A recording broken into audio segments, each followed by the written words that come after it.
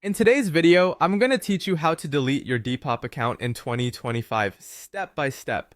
Whether you're using an iOS device like an iPhone or iPad, or you're on Android or a desktop, I'll walk you through the process. Let's start with iOS devices. First, you'll need to open the Depop app on your device.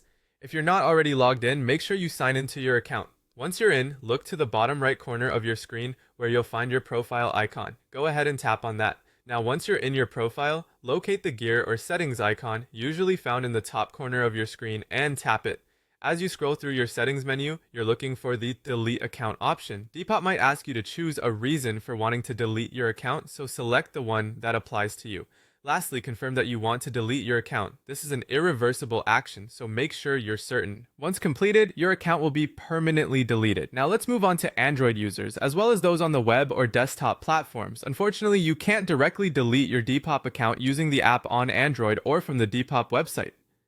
You'll need to send an email request instead. Using the email address associated with your Depop account, draft an email to Depop's support team.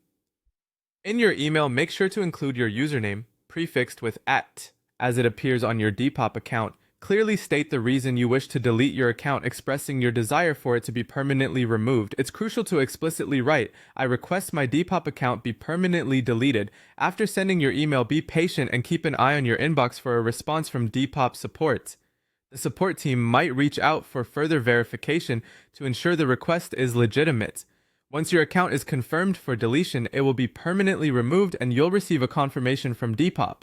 I hope you found this guide clear and straightforward. Deleting an account is a big decision, and ensuring it's done correctly is important. If you have any questions or need further assistance, feel free to add a comment or reach out. Thank you for watching, and don't forget to subscribe for more helpful how-tos and tech tips.